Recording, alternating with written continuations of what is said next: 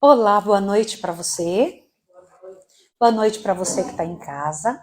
Vocês dormiram bem? Acordaram bem? Eu também. Só que está mais frio, não é? Mais frio hoje do que ontem, não é isso?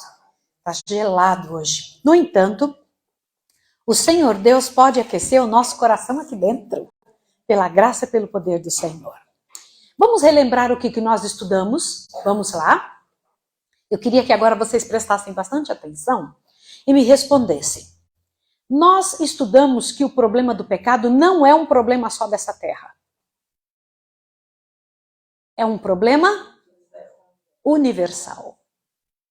E se é um problema universal, a solução tem que ser universal.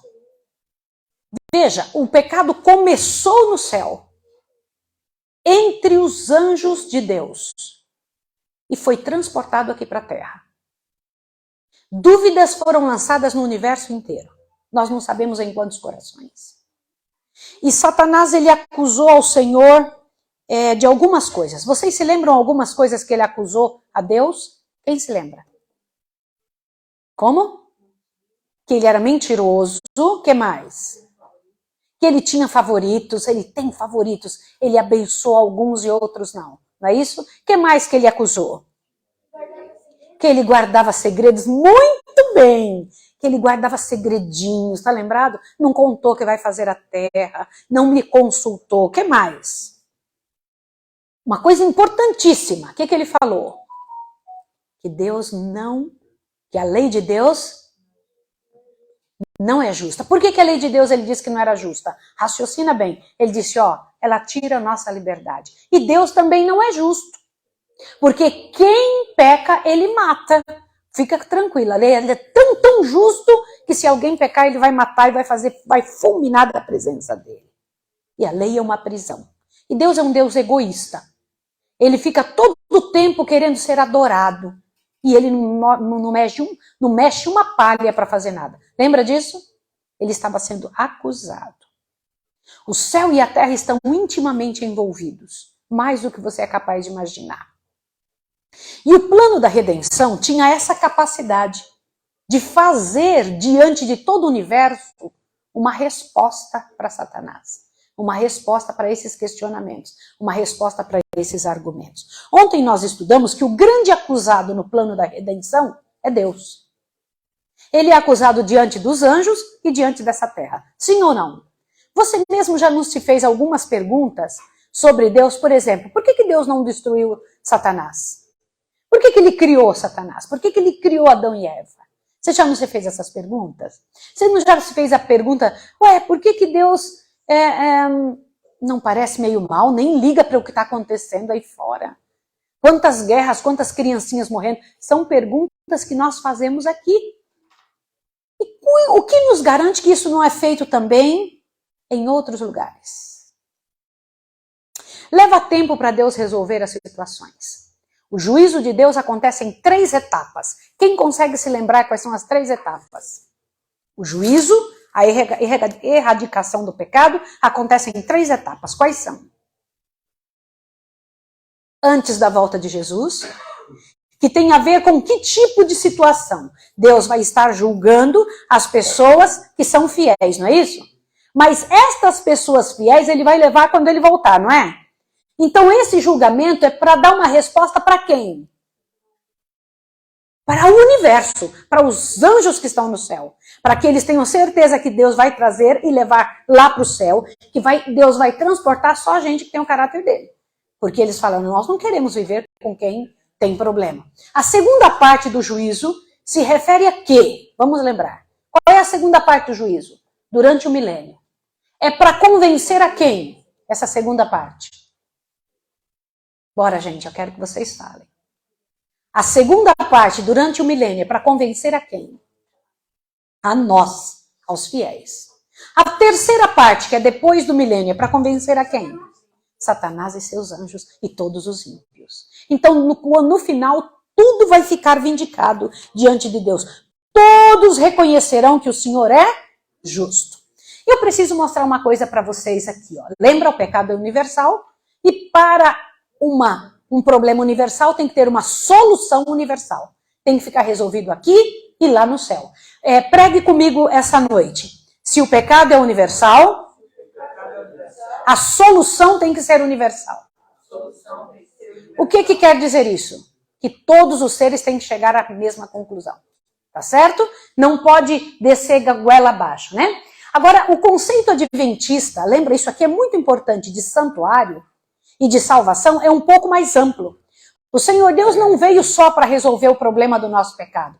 Ele tinha mais um detalhe por morrer na cruz. Por que foi que ele morreu na cruz? É muito mais amplo. Ele veio para esse mundo aqui para assegurar o universo de que o pecado nunca mais iria acontecer.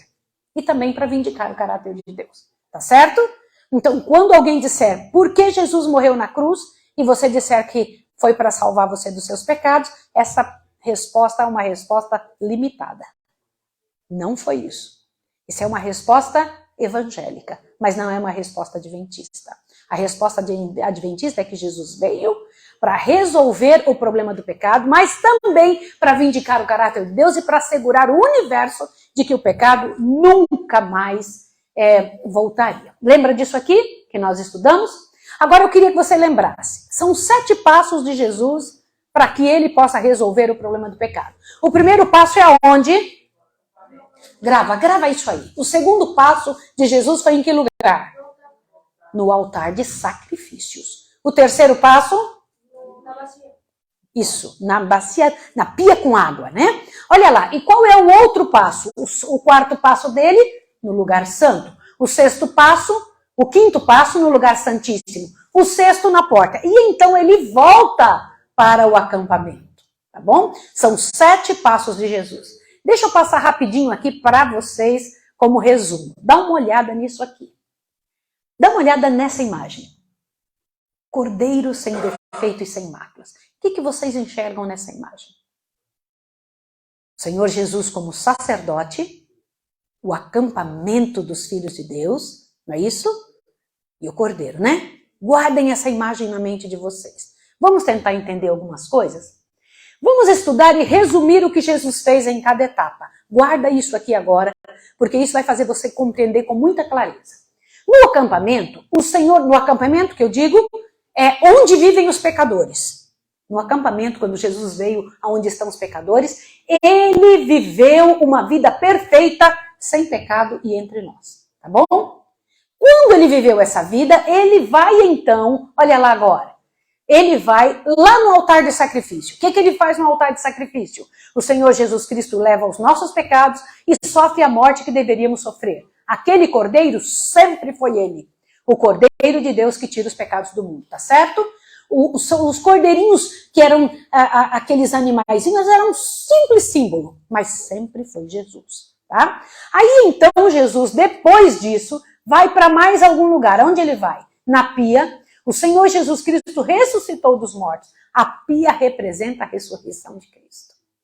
Tá bom? Nós vamos mostrar isso aí tudo na Bíblia para vocês. Avante! Quando ele entra no lugar santo, ele representa a intercessão lá dentro. Ele vai e leva quem quer ser perdoado. Olha aqui. Então agora ele não vai sozinho. Estas 3 primeiras partes ele vai só. Quando ele entra no lugar santo, ele leva um nome. De quem? De quem pediu perdão. Porque é só isso que ele vai fazer no lugar santo. Orações dos santos. A vida dos santos. Ó, avante. E lá no lugar santíssimo, Jesus continua sendo intercessor, mas adiciona uma função à sua vida. Qual é a função? De juiz. Ele continua intercedendo como sumo sacerdote, mas assume outra responsabilidade que é de juiz. Juiz por quê? Por que ele precisa ser juiz? Aí então, depois disso, ele volta até a porta do santuário e coloca a mão sobre a cabeça do Azazel. E nunca mais ele vai voltar lá dentro do santuário. Olha que interessante. Aí a última parte, quando ele sai dali, ele volta para onde depois que ele fizer essa parte? Vai voltar para o acampamento, morar no acampamento para sempre. Você já parou para pensar por que é que Jesus não vai morar no céu? Depois do milênio, ele vai morar onde? E por que não no céu? Por que ele vai precisar fazer um novo céu? Alguma vez você já parou para pensar sobre isso? Por que que ele vai ter que fazer um novo céu? Ele vai fazer nova terra também, né? Mas por que que ele vai ter que fazer novo céu? Pensa aí. Por quê? Vamos lá, vocês têm que pensar, gente. E ele não vai querer morar lá. Vai querer morar aqui. Ele vai voltar para o acampamento. Vai lá. Pensa. Ele se tornou humano? Uma das razões. Essa é uma parte da resposta. Vai. Pega essa deixa que a irmã deu. Ela disse que ele se tornou humano. Agora coloca um pouco mais. Eu quero que vocês coloquem a cabeça para funcionar.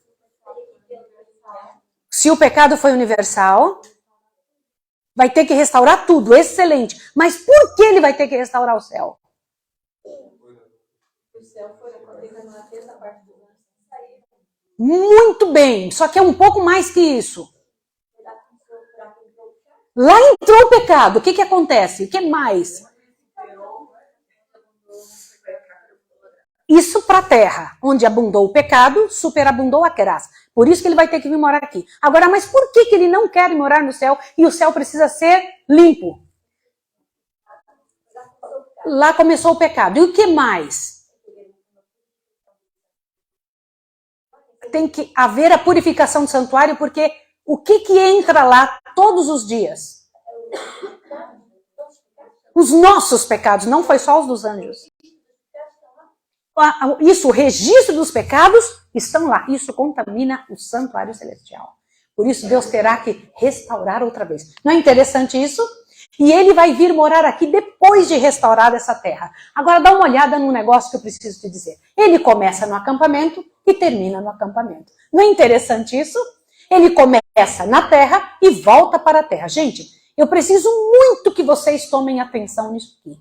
Vocês precisam de muita atenção para entender essa parte aqui agora. Vamos lá. Deem uma olhada nisso aqui.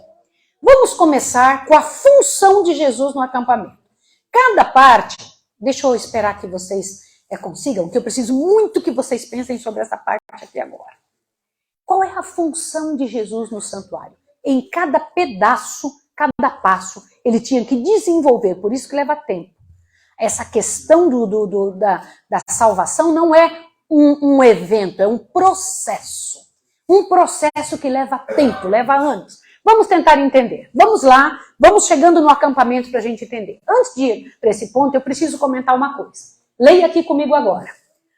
As 3 primeiras funções de Jesus, quais são as 3 primeiras funções de Jesus? No acampamento, no altar de sacrifício e na pia. Esses 3, vamos falar de novo. Onde são as 3 primeiras funções? Acampamento, altar de sacrifício. Você é rápido para pensar, hein? Gostei de ver, responde tudo antes. Essas 3 primeiros passos de Jesus, olha lá, se aplicam, olha lá, quantos seres humanos? A todos os seres humanos. A todos que já viveram nessa terra. E os 4 últimos, 4 funções. Quais são as 4 últimas?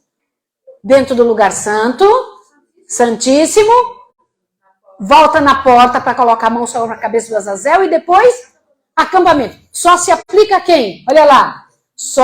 Somente para aqueles que reclamam a Jesus como seu Salvador. Como assim?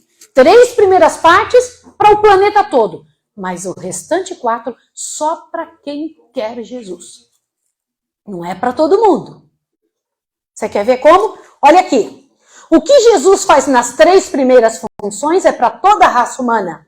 As últimas 4 funções de Jesus dá oportunidade ao pecador para aceitar a provisão que ele fez. Hoje você vai entender qual a diferença entre salvação e provisão. Você quer saber isso? Para que você entenda o que acontece dentro do santuário. Avante.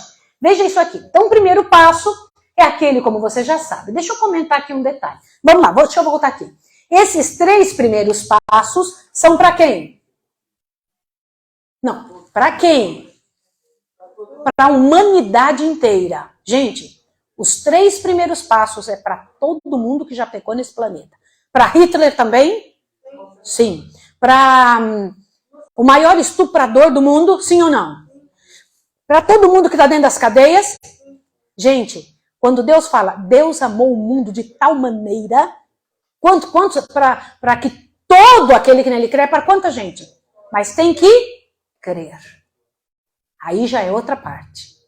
Ele morreu por todos os seres humanos, mas só consegue receber quem crer. Presta atenção agora. Vamos lá, só para que você entenda melhor agora. Vamos ler aqui um texto importante para vocês. Está nos primeiros escritos, ó. Vamos ver se isso que eu estou falando é verdade. Vamos lá. Está falando em primeiros escritos, página 259, quando o véu do templo se rasgou, o que aconteceu no templo lá no Pentecostes? Vamos ver cuidadosamente. Quando o véu do templo se rasgou, quem que estava morrendo? Jesus, né? Então te assusta aqui agora.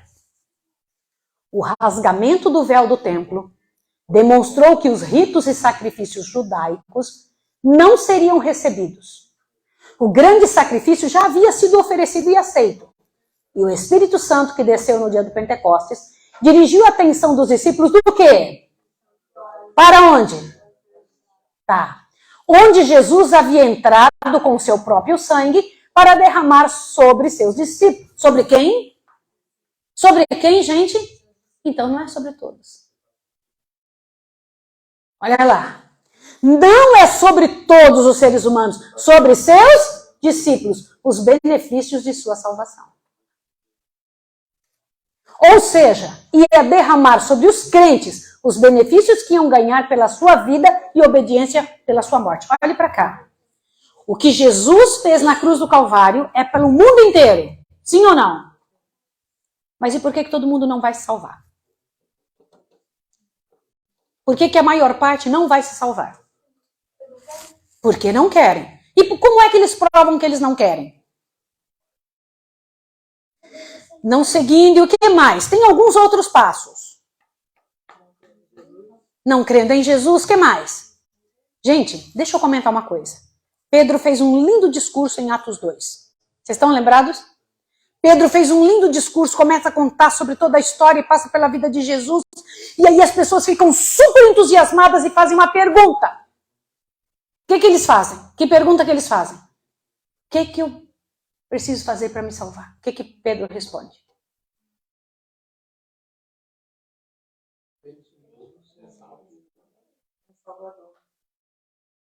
E ele fala mais. Não foi só isso não. Vai lá para Atos 2. Corre até lá para que vocês vejam que ele fala mais alguma coisa. É muito importante que vocês vejam o discurso, o tremendo discurso, como é que vinha esse tipo de situação, como é que essa situação, eles perguntam, eles correm e perguntam, o que eu preciso fazer para quê? Para ser batizado. E o que foi que ele responde? Arrependei-vos. Como é que é? E convertei-vos, para que sejam cancelados os vossos pecados. Espera aí.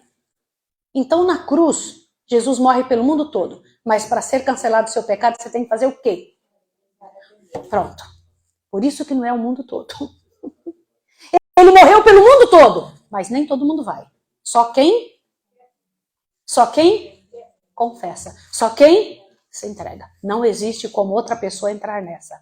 Embora o sacrifício de Jesus seja para todo mundo, não vai conseguir. Por isso que é sobre seus discípulos. Quem são os discípulos? Todo mundo que quiser. E que for crente. Mas tem que querer. Tá certo? Avante, dê uma olhadinha aqui. Só que um outro argumento o diabo colocou. Imediatamente ele colocou outro argumento. Olha o que ele disse. Ele pôs um conflito entre a misericórdia e a justiça de Deus. Ele disse mais ou menos assim. Vamos ler juntos, ó. A lei exige absoluta perfeição. Tu exiges que se o homem não oferece perfeição de acordo com a lei, ele deve o quê? Morrer. Agora te assusta.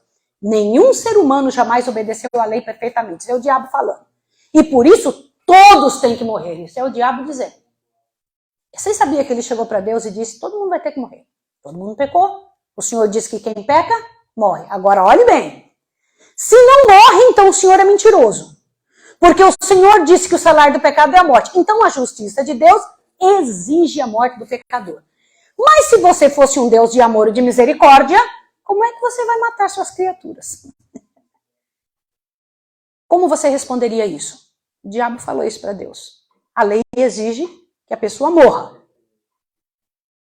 E eu sei que tem que morrer mesmo, porque o salário do pecado é a morte. Mas se o Senhor matar, o Senhor não ama suas criaturas. Como que você responderia a esse tipo de situação? Um aparente argumento muito bom. Se você, Deus, Se chegar a mim com a morte, então você não é justo. E se castiga com a morte, então você, Deus, não é misericordioso. Como podia Deus responder esse conflito? Como Deus poderia conciliar a sua justiça e misericórdia? Como ele poderia ser justo e misericordioso ao mesmo tempo? Pensa. Como Deus podia responder isso para Lúcifer e para a humanidade e para os anjos todos? Como é que é? Como é que é, Sebastião? Enviando seu filho, agora vamos entender como. Vamos estudar isso em vários pontos. Primeiro, vamos ver o primeiro ponto aqui. Quem foi que nos criou? Abra sua Bíblia rapidinho em João. Voando. Abra sua Bíblia em João. Vamos ver quem foi que nos criou. Eu hoje preciso que vocês leiam a Bíblia em vários momentos. Vamos lá. João, capítulo 1 de João. Rapidinho. E eu queria muito... Crianças, vocês sabem que eu comecei a pregar e comecei o trabalho de evangelista aos 6 anos de idade? Eles não sabiam? 6 anos. Quantos anos você tem? Pois olha, eu tinha 3 anos a menos que tu. E eu acho que você pode pregar também. Você sabia que a nossa cabeça, as cabeças dos mais jovens, a nossa, olha só, né? Que pretensão a minha. A sua cabeça funciona muito melhor que a minha. Você aprende muito mais. Você sabia disso que você pode? Sabia que você pode? Eu tinha 6 anos. E vocês podem aprender essa matéria aqui. Vocês podem aprender isso tudo. Vamos lá. Vamos tentar. Vamos lá em São João ver o que Deus disse quem foi que nos criou. São João capítulo 1, verso 1 em diante. No princípio era o verbo estava com Deus e o verbo era Deus. Peraí, quer dizer que com Deus tinha um tal de verbo, sim ou não? Leia de novo isso, eu quero que você consiga observar isso. Vamos lá. No princípio era o verbo estava com Deus e o verbo era Deus. Consegue ver 2 seres aí, sim ou não? Sim. Vai lá, veja o verso 2. Ele estava no princípio com Deus. Ele quem? O verbo. Agora o verso 3. Todas as coisas foram feitas por meio dele, e sem ele nada do que foi feito se fez. Um tal de verbo fez tudo. Agora veja o verso 14. Quem é o verbo? Verso 14. O verbo se fez carne e habitou entre nós. E vimos a sua glória, a glória como do unigênito Pai. Quem foi que criou tudo? Quem foi? Jesus. Não foi o Deus Pai. Deus Pai estava junto. Mas quem criou a ação de criar foi de quem? De Jesus. Vocês querem ver outro texto na Bíblia onde diz que foi Jesus que criou tudo? Querem? Por favor, a sua Bíblia em Colossenses, rapidinho. Eu preciso que vocês vejam que a Bíblia ela continua repetindo as informações para que a gente não tenha dúvida. Colossenses capítulo 1. Vai lá em Colossenses capítulo 1, rapidinho, que eu preciso mostrar uma coisa. Colossenses 1. Vamos lá. Verso 15 em diante. De quem Deus está falando aqui? De quem que Paulo está falando ao comentar em Colossenses 1, verso 15 em diante? Vou ler com vocês, ó. Encha seu coração agora para aprender essa parte. Ele é a imagem do Deus invisível, o primogênito de todo. De quem está falando?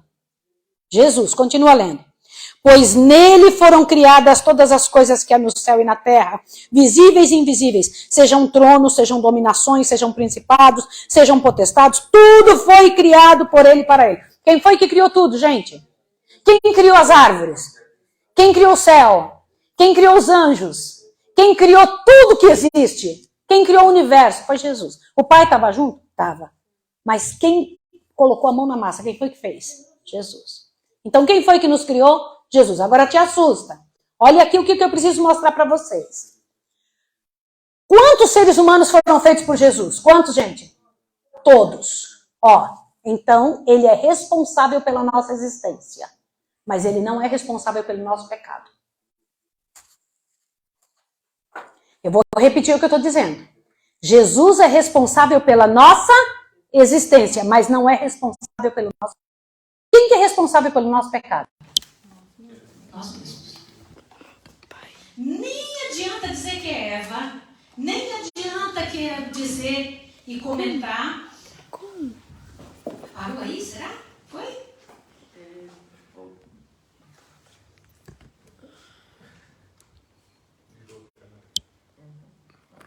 Pronto, aí tá. Agora deu. Nem adianta dizer que é Eva que é responsável, que é Satanás que é responsável, porque eu preciso comentar uma coisa com você agora. Raciocina comigo aqui uma coisa para você poder entender. Vamos lá? Irmãos, às vezes a gente fala, por que Deus criou Lúcifer se sabia que ele ia pecar?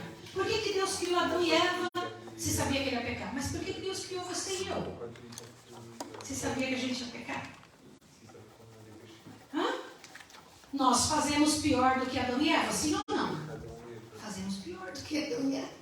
E mesmo assim, nenhum de nós quer morrer. Olha aqui, ó. Deus não é responsável pelo nosso pecado. Avante. Olha lá, mas pela nossa existência. Segunda coisa que você tem que colocar. A lei de Deus exige absoluta perfeição. Não admite nenhuma violação. Vocês querem isso, sim ou não? A lei de Deus, ela exige perfeição absoluta. Nenhum errinho, não pode ter nenhuma coisinha torta. Absoluta perfeição. Abre a sua Bíblia em 1 João 3,4. Vamos lá. Eu sei que você conhece esse texto, só que eu preciso desse texto agora que você leia junto. 1 João, capítulo 3, verso 4. Ali diz uma coisa importantíssima. O que diz lá?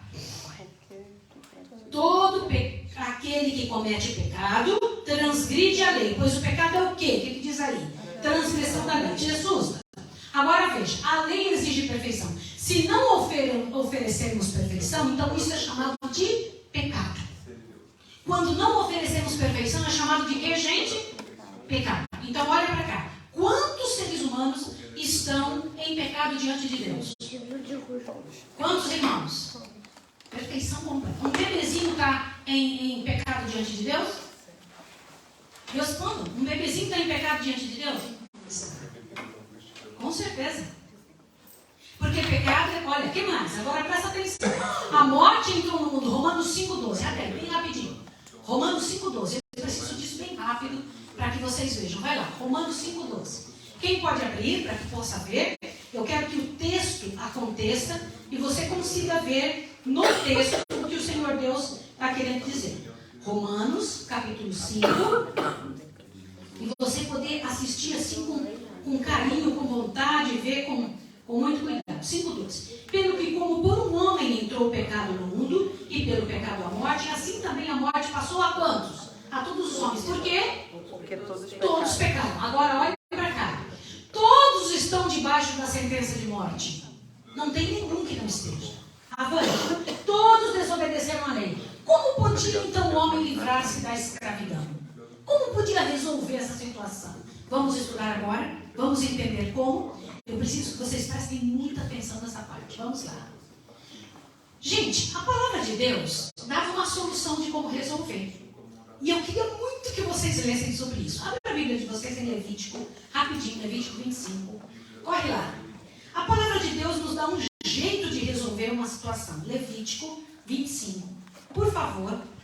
E você vai ver como é que a gente consegue se livrar da escravidão. Deus falou isso lá no passado. Levítico 25. Todo mundo conseguiu? Vamos agora para que vocês possam observar essa situação com mais cuidado. Tu parou para que eu possa voltar à situação? Não parou? Tá. Então agora já deu? Então vamos lá. Então Levítico 25, do verso 47 em diante, o Senhor Deus diz o seguinte, lembra? A pergunta é qual? Como a gente pode se livrar do fato de que a gente vai morrer e que é escravo, né? Lê isso aqui agora. Verso 47. Se um estrangeiro ou peregrino que está contigo se tornar rico, e teu irmão que está com ele empobrecer, e se vender ao estrangeiro ou peregrino que está contigo, ou ao descendente de sua família estrangeira, depois de ter se vendido, haverá ainda um resgate para ele. Te assusta agora. Um de seus irmãos o resgatará. Como é que é? Quem que tinha que resgatar a pessoa? Espera aí. Um de seus irmãos tinha que resgatá-lo. Avante. Será resgatado também pelo seu tio, pelo filho de seu tio, ou por qualquer um de seus parentes ou de sua família. Ou se conseguir recursos, poderá resgatar-se a si mesmo. Olhe para cá. Mas isso aí é uma redundância, porque se ele estava escravo porque não tinha nada, então ele não ia poder pagar para ele mesmo se salvar. Mas a minha pergunta é, podia um irmão vir resolver o problema? Sim ou não? Aqui diz que era um irmão que tinha que vir resolver. Não diz isso? Então, o único meio que nós tínhamos, olha lá, deixa eu voltar aqui. Deixa eu voltar, volta para eles poderem ver. Cadê o negócio? Como é que vai fazer aqui? Pronto. Essa palavra resgatada, que fala ali em Levítico, eita, volta aí para mim, por favor. Vamos lá.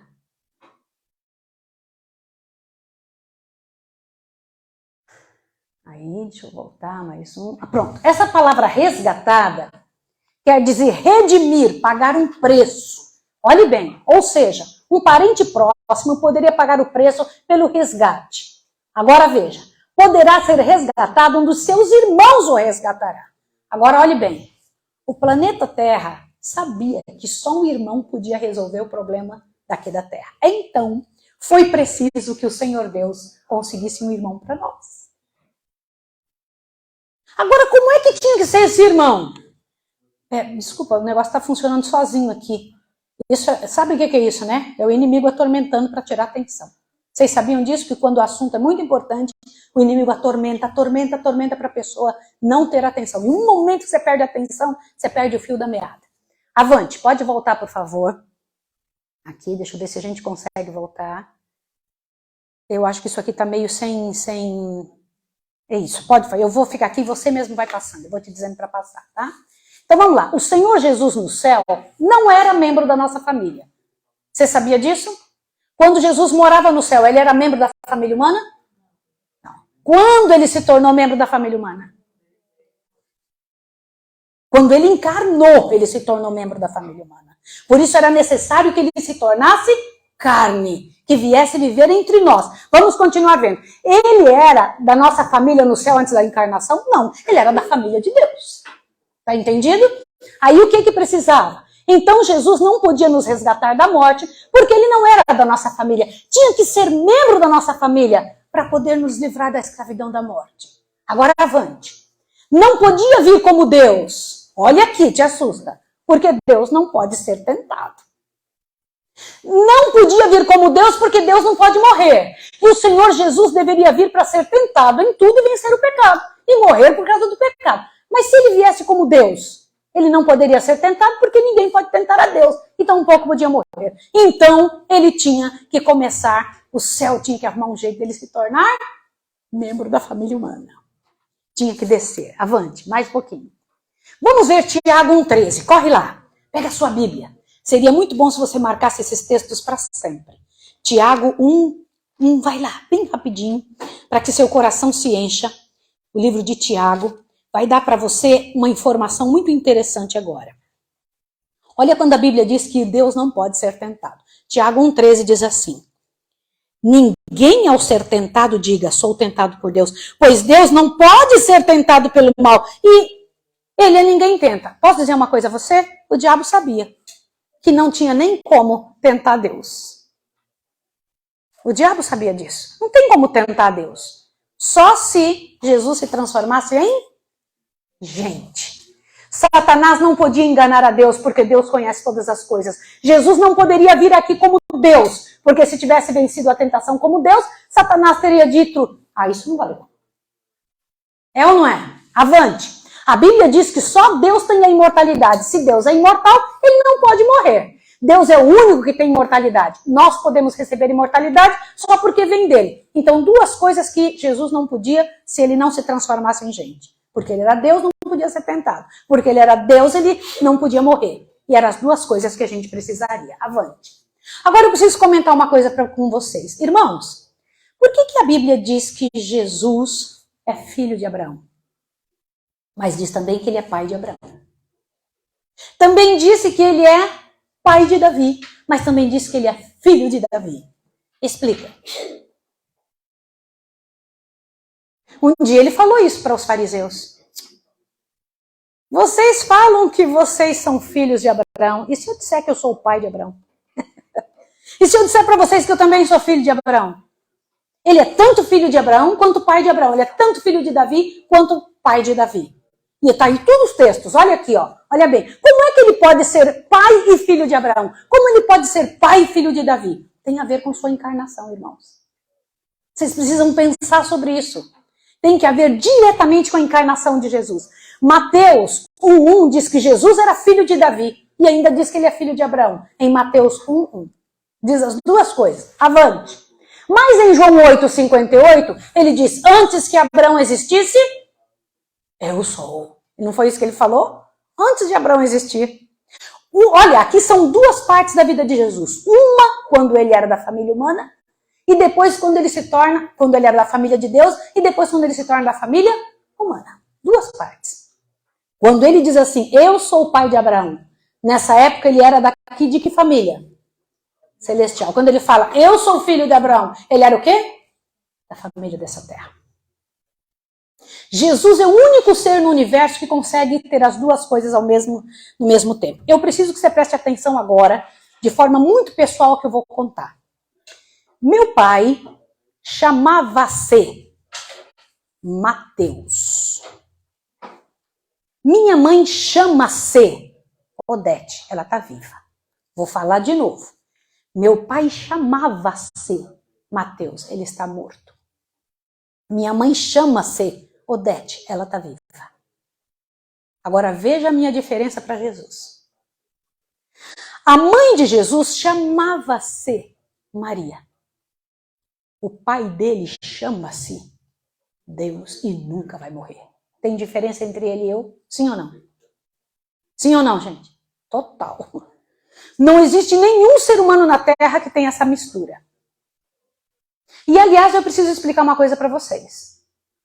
Vocês acham que Deus pegou um óvulo de Maria e fez nela, fecundou com um material celeste o óvulo de Maria?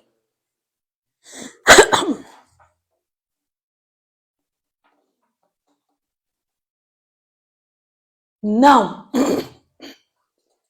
Corpo me formastes, diz a Bíblia. Foi feito um embriãozinho colocado dentro da barriga de Maria. Sabiam disso? Esse é o mistério da encarnação. Deus usou o corpo de Maria. Olha que coisa interessante isso, né? Ele fez Maria não é mãe de Deus, né? Não sei se vocês sabem disso, isso é católico. Maria não é mãe de Deus, não. Tá certo?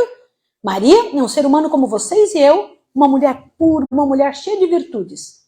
Mas ela não é mãe de Deus. Tá bem? Eu quero que vocês pensem a respeito disso. Agora, uma coisa importante. No momento que Deus decidiu, Jesus vem à Terra e se torna da família humana. Mas com que razão ele nasce? Para resgatar seus irmãos. Ele nasceu para resgate. Ele nasceu para isso. Apocalipse 22:16 diz que Jesus é a raiz e a linhagem de Davi. É tanto a raiz de Davi quanto a linhagem de Davi. Jesus é tanto Deus quanto ele é homem. Ele é homem-deus. Nenhum ser humano na Terra é igual a Jesus. E jamais será, tá bom? Eu sou a raiz, o que deu origem, que dá origem. Jesus é pai e filho de Abraão. Por quê? Avante. Mais um pouquinho. Olha, Jesus como Deus é pai de Davi e de Abraão. Mas como homem, ele é filho de Davi e de Abraão. Compreendeu isso? Sim ou não? Tá claro na cabeça de vocês? Uma é uma parte antes e outra é depois da sua história no universo. Ou seja, Jesus tomou a nossa natureza humana, chegou a ser membro de nossa família para cumprir a lei da redenção. Pois só um parente mais próximo poderia redimir aquele que se vendeu à escravidão. A quem nós nos vendemos quando pecamos? A Satanás. Então precisava de um irmão para vir nos resgatar. Olha ali, ele veio estar conosco muito tempo antes de morrer. Agora vem uma terceira parte que eu preciso explicar para vocês. Olha aqui, ó. Jesus passou no acampamento quantos anos? No acampamento da terra, Jesus passou quantos anos? Agora, antes de morrer, vivendo entre nós, vivendo em nosso acampamento. Agora eu te pergunto, mas por que tanto tempo? Por que Jesus não podia vir como adulto? Ele podia ou não podia encarnar, aparecer como adulto e acabou? Podia ou não podia? E outra, ele podia vir aqui como menininho, ali aos 12 anos e morrer. Ele podia morrer com 1 ano, ele podia morrer com 1 mês. Por que tinha que ser 33? Bora, pensa aí. Ou vocês acham que foi assim por acaso? Por que esse tempo, gente? Vocês têm que entender todo o plano da redenção. Lembra que nós vimos no primeiro dia, domingo à noite, nós vimos com clareza isso. O Senhor Deus dizendo que todos os passos do santuário são pilares da mensagem adventista. Quando você entende isso, você entendeu o plano da redenção. Você entende o que você tem que fazer. Vamos avante, para você poder entender? Vamos estudar isso agora. Vamos lá. Viveu entre nós em nosso acampamento. Irmãos, eu fico imaginando como devia ser usar um móvel que Jesus fez. Como era comprar um móvel que ele trabalhou? Vocês têm ideia de quão perfeito era o móvel que ele mexia? Ele pegando... Gente, aquele que criou todas as coisas agora fica ali na oficina de José, cortando madeiras. E, gente, diz que Jesus tinha os braços muito fortes, porque ele trazia toras de árvores de muito longe. Jesus tinha 20 centímetros a mais que os homens de seu tempo. Diz que a forma dele era régia, como o filho de um rei. Pode imaginar que bonito que devia ser isso? E ele trabalhou silenciosamente durante 30 anos lá, junto com seu pai. Agora, por que Jesus viveu tantos anos no acampamento antes de morrer? Por quê? Olha isso aqui agora. Êxodo 25:8, corre lá. Eu sei que os alunos da Escola de Profetas teriam dito rapidinho esse verso, porque é um dos textos que a gente decora. Êxodo 25:8, o Senhor Deus dá uma informação pra gente. Porque ele viveu aqui 33 anos. Vamos, antes de morrer. Êxodo 25:8 diz o quê? E me farão um santuário para que eu habite no meio deles. Era desejo de Deus, olha lá. Em Êxodo 25:8 nos diz o motivo por que Deus mandou construir o santuário. Ele diz, eu quero um santuário para mim, para eu viver no meio de vocês. Tá? Avante. O propósito do santuário era que Deus habitasse no meio do povo. Agora, João 1,14. O verbo se fez carne e habitou entre nós e vimos a sua glória, a glória como do unigênito do Pai. Agora, olhe para cá. Vamos lá. E por que Jesus tinha que viver? Olha bem. Por que ele demorou 33 anos? Ele tinha que viver uma vida, o quê? Perfeita antes de morrer. Para quê? Por que ele tinha que viver uma vida perfeita? O sacrifício tinha que ser perfeito. O céu todinho tinha que ver, Satanás tinha que ver, as pessoas tinham que ver que Jesus era o Cordeiro perfeito, com uma vida total perfeita. Olha lá. O Senhor Jesus viveu em carne e nunca pecou. Tinha que viver uma vida perfeita, ter um manto de justiça. Olha isso aqui agora. Para que pudesse dar a nós. O que é esse manto de justiça? Cada uma das obediências de Jesus era como se ele estivesse pegando um fio e tecendo uma roupa para colocar sobre nós. Cada obediência dele. Cada obediência do Senhor, ele estava compondo uma roupa que a gente vai precisar usar. Nós precisamos desse manto do Senhor. Olha lá. E cada obediência de Jesus adiciona um fio a este manto nesse mundo. Quando Jesus disse na cruz está consumado, colocou o último fiozinho nesse manto. Uma justiça perfeita, de perfeita obediência para cada ser humano que venha viver nesse planeta. E ele fez isso em carne. Avante. Mais um pouquinho. Pode ir avante. Mateus 1:23, corre lá, você precisa ler isso, para que você veja um negócio muito bonito. Mateus, corre, eu sei que a gente está indo aqui a colar na Bíblia, e é bom porque você vai usar a Bíblia muitas vezes, isso vai dar para você destreza na sua mão. O que o Senhor Deus nos diz em Mateus 1:23? Diz, e a virgem conceberá, olha lá, e dará à luz a um filho, e o chamarão pelo nome de Emanuel, que quer dizer o quê? Era Deus conosco. Gente, agora eu quero comentar uma coisa com vocês. A divindade do Senhor nunca morreu. Quem morreu foi a humanidade. Tá certo? Avante. Olha lá. A nudez, aquela de Adão, lembra quando Adão pecou? Tá lembrado? Ele foi lá e fez uma roupa de folha de figueira, não fez? E o Senhor Deus veio e cobriu um pouco mais, não foi isso? Botou lá no corpo deles aquela roupa do cordeirinho que foi morto lá dentro do Jardim do Éden. Dentro do Jardim do Éden houve uma morte, né? A morte dos 2 cordeiros. Mas deixa eu comentar uma coisa com você. Jesus foi crucificado sem roupa. Por quê? Representa a nossa nudez ele tomou também essa parte da nossa nudez. Olha que coisa tremenda. Para dar a roupa dele para nós. A justiça dele. Jesus foi pendurado na cruz, nu na cruz, porque ele assumiu a nossa nudez. Durante a sua vida, ele viveu uma vida perfeita de obediência. E seu manto de justiça, ele oferece para todos no planeta Terra. Olha lá. E por que Jesus viveu em nosso acampamento antes de morrer? Te assusta agora. Geralmente, quando estudamos o santuário, iniciamos pelo altar de sacrifício. Já notaram isso? Sempre quando falamos do santuário, a primeira coisa que a gente fala, altar de sacrifício. Mas não é aí que a gente tem que pensar primeiro. O primeiro passo que a gente tem que pensar, mas nós não temos que começar por aí. Temos que começar pelo acampamento, onde estão os pecadores e onde Jesus veio viver no meio deles. Jesus viveu uma vida perfeita, perfeita. Agora vamos ver duas profecias do Antigo Testamento. Levítico. Corre em Levítico, por favor, para que você veja um negócio interessante. Vai lá correndo, tinha duas profecias relacionadas a esta situação em Levítico 22. Por favor, observe um negócio em Levítico 22. Levítico 22, verso 22. Vamos lá. Verso 21 e 22. Vamos lá? Leia agora. 22, verso 21 e 22. Perdão, agora é 22, 20, 21 e 22. Nenhuma coisa que tenha defeito oferecereis, porque não seria aceito o seu favor. Como é que é? Nada, nenhum cordeirinho, nada que tivesse defeito. Nenhuma nota toda torta, toda estragada. Ele não aceitava, ele falou, não vou aceitar, não foi isso? Avante, leu 21.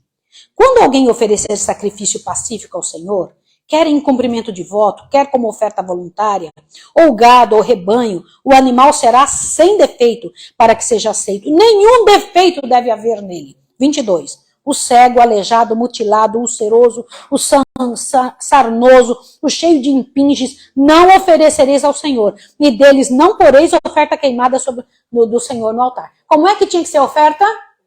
Perfeita. Outro detalhe que você precisa ver. Aqui, ó, em Levítico 22, está falando dos sacrifícios, das vítimas que se oferecia no santuário. Deus disse que a vítima não podia ter defeito, porque se tem defeito, eu não aceito. Ele disse, eu rejeito esse sacrifício. Gente, aí é muito sério. Por isso que não pode ser eu e você. Não pode ser nossas obras. Não pode ser a nossa vida. Não pode. Tudo tem defeito. Avante. A vítima sacrificada... Pode voltar. Volte, por favor. Volte 1. A vítima sacrificada não podia ter defeito antes de morrer. Olha o que... Desculpa, gente. Olha lá, a vítima sacrificada não podia ter defeito antes de morrer. Olha o que a Bíblia diz sobre o Cordeiro Pascal. Vamos um pouquinho a mais. Pode passar o próximo. Olha lá. Êxodo 12. Vamos dar uma olhadinha em Êxodo capítulo 12. É outra coisa importantíssima para a gente ver. Êxodo 12, versos 5 e 6. Diz assim. O cordeiro ou o cabrito será sem defeito, um macho de 1 ano, o qual tomareis das ovelhas ou das cabras. Vós o guardareis até o 14º dia deste mês, quando toda a assembleia da congregação de Israel o matará ao crepúsculo. Peraí. Primeira coisa que eu quero comentar, é sem defeito, sim ou não? Cordeiro pascal. Esse cordeiro pascal representava diretamente a quem? A morte de quem? Peraí, mas ele era separado antes, não era? Já estava condenado à morte antes, sim ou não? Tá, agora guarda essa informação que ela vai fazer sentido agora.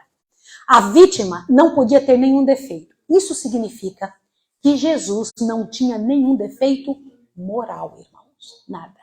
Nem um olharzinho torto ele dava para ninguém. E nem aceitava nenhum olhar torto. Nada. Avante. O fato de que a vítima não tinha defeito físico significa que Jesus não tinha defeito moral, não tinha pecado. E o cumprimento disso está em Pedro 1,18. A palavra lá que é usada em 1 Pedro 1,18 quer falar de moral mesmo. Agora, olha essa outra parte. Avante. Pode passar. Gente, nós não fomos redimidos com coisas corruptíveis. Nós fomos redimidos com vítima sem defeito. Está no nosso lugar no céu uma vítima completamente sem defeito. Por isso que ontem, quando eu falei que Jesus nos chama, olhe bem, no céu, quando chama, qual é o seu nome? Olivia? Vivian. E você? Vivian. Quem se coloca no lugar da Vivian se ela aceitou Jesus como Salvador? Quem se coloca lá? E é uma vítima sem defeito. Nenhum. Quem está por nós no céu, Luca? É Luca? Logan. Que nome lindo, Logan. Olha bem, então Logan, quando chamado seu nome diante de Deus, você não pode estar lá, porque nós temos defeitos. Quem é que vai em nosso lugar? Nosso substituto. Quem que vai? Aquele que tomou o nosso lugar. E ele se apresenta e diz, eu sou o Logan. Olha que coisa linda. Eu acho isso espetacular. Ele é a vítima sem defeito, que está na presença de Deus. Olha só.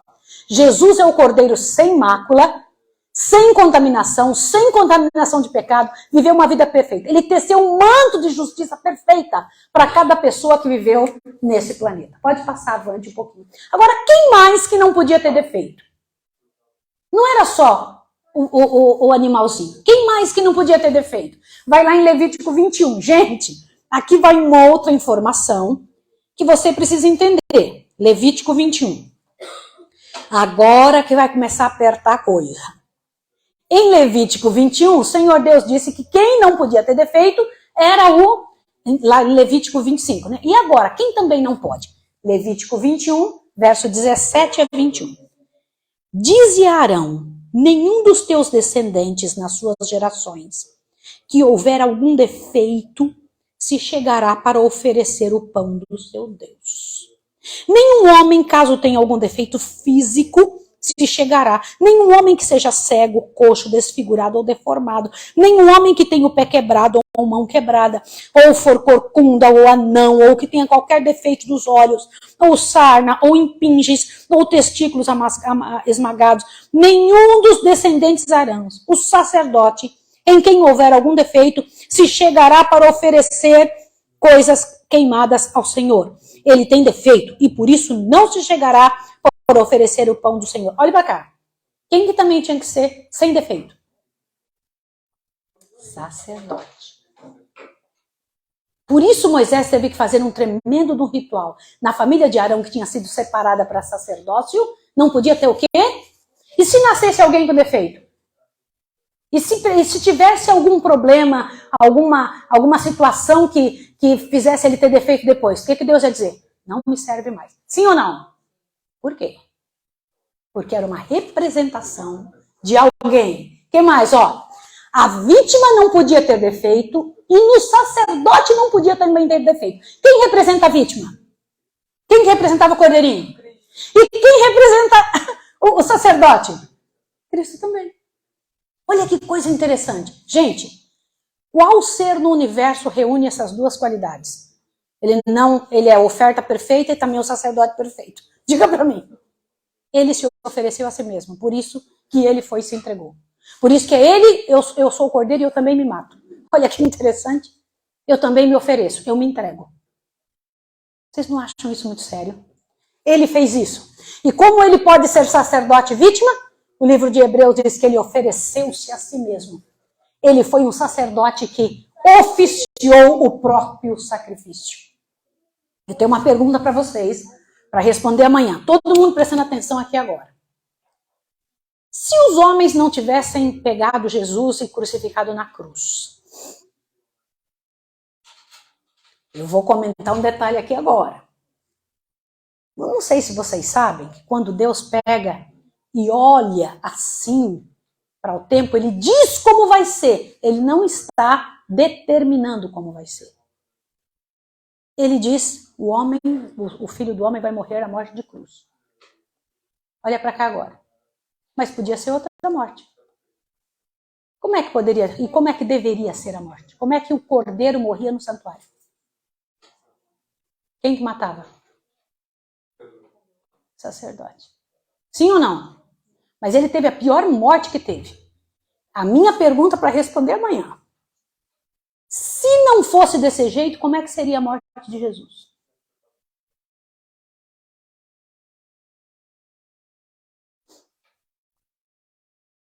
É para poder botar a cabeça para pensar. Você tem que raciocinar sobre isso. Lembre-se, ele se ofereceu. Ele foi o sacerdote, ele foi a vítima e o sacerdote. Ele oficiou o seu próprio sacrifício. Ele foi o oficial de seu próprio sacrifício. Ele é a vítima. Olha que coisa interessante. Ele é o sacerdote. Ele é o sumo sacerdote. Ele é o juiz. Puxa, ele é tudo. Avante, veja mais um pedacinho. Olha, 1 João 3,5, corre lá. Gente, vai lá e pega em 1 João 3,5. E eu quero que seja uma coisa bem dinâmica. 1 João, lá no finalzinho, eu gosto muito de João. Eu quero conversar muito com João quando eu chegar no céu, sabia? Muito. Eu acho o livro de João um espetáculo. 1 João 3, verso 5, diz uma coisa. Olha o que fala a respeito. Verso 5. E bem sabeis que ele se manifestou para tirar os nossos pecados. E nele o quê? Não há pecado. Tá claro para você? Olha lá, Jesus é o sumo sacerdote sem pecado. E Hebreus 7, 25. Que tipo de sacerdote ele é? Vai lá em Hebreus 7. Corre em Hebreus. Hebreus é aí pertinho.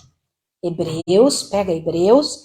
Gente, e eu queria que você que está em casa pegasse esse material e fosse pregar na sua igreja. Vai lá, Hebreus 7, verso 25 e 26. Vamos lá? Diz assim.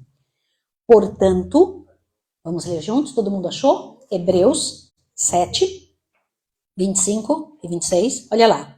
Portanto, pode salvar perfeitamente os que por eles chegam a Deus, vivendo sempre para interceder por ele. Convinha-nos tal sumo sacerdote como santo. Que mais?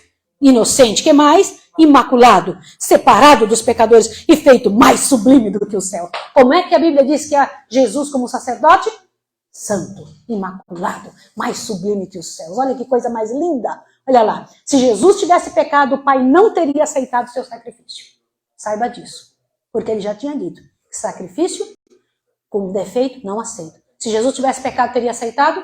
Não. Sua vida foi tão importante quanto a sua morte. Sim ou não? Gente, olha a minha pergunta. A vida de Jesus foi tão importante quanto a sua morte? Sim ou não? Se ele tivesse pecado, tinha acontecido nossa redenção? Então a vida dele é tão importante quanto a morte dele. Sim ou não? Não poderia ter morrido. Não seria aceito pelo Pai. Então a vida dele no acampamento junto conosco é tão importante quanto a sua morte. E nós temos que falar sobre a vida de Jesus. Avante. Quando alguém fala para os cristãos que a salvação é um evento que aconteceu na cruz, não, a salvação é um processo. E o processo é um movimento de Jesus através do santuário. Sem a vida perfeita, sua morte não seria aceita. Olha como é importante a vida de Jesus. Então, eu pergunto, o que é mais importante? A vida perfeita de Jesus ou a sua morte? Respondam. Bora. Qual das duas é mais importante?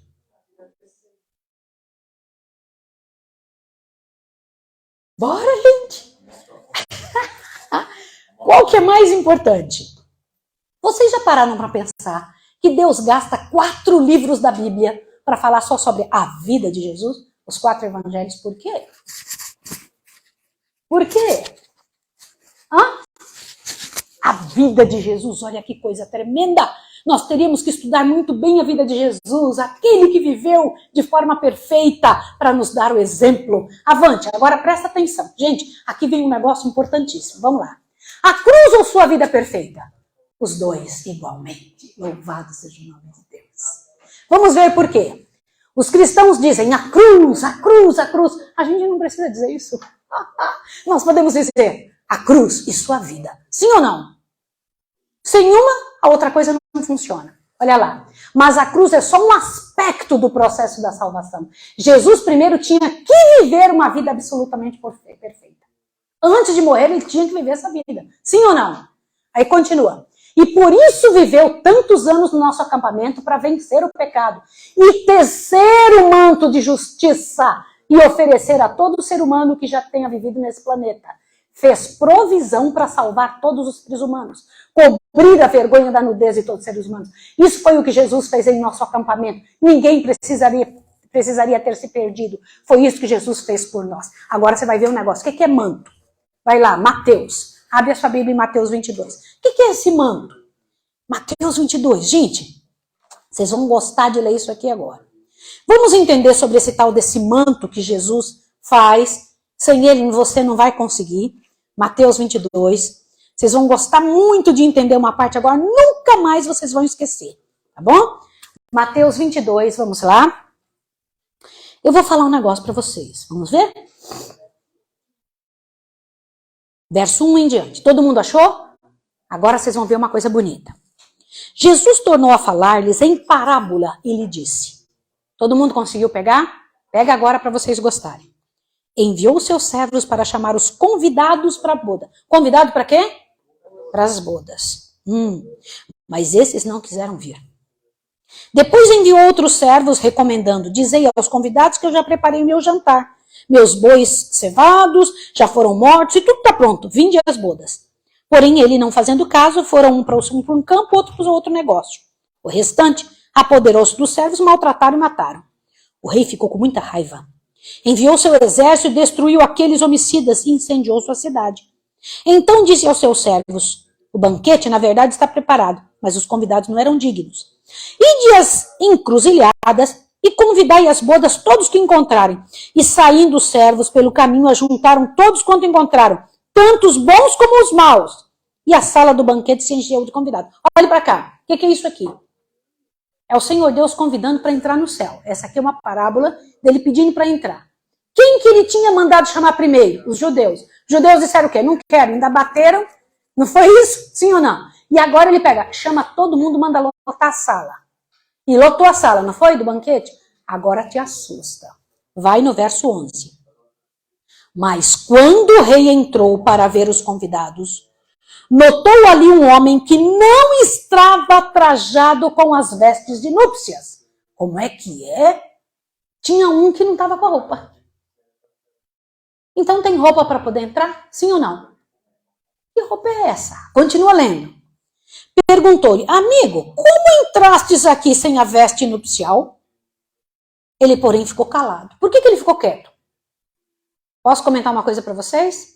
Quem faz a roupa para a pessoa ir na festa de casamento no céu? Isso aqui é no céu. A festa das bodas vai acontecer quando a gente entrar no céu, sim ou não? A festa das bodas vai acontecer, só que, olhe bem, é um casamento com quem? É com você. Jesus vai se casar com você, só que engraçado, você não vai estar no seu casamento, porque vai acontecer antes. Você só é convidado para a festa, você não é convidado para as bodas. Que engraçado, né? Quando é que o Senhor casa contigo? No lugar santíssimo do santuário celestial. Ele escreve, é meu, e ele vai vir te levar para fazer o momento da festa. Por isso, quando chegar lá, tem uma mesona bem grande, seu nome lá. Sabe? Olha que coisa linda. Mas você vai ter que entrar lá com uma veste. Sabe quem é que consegue? De Jesus.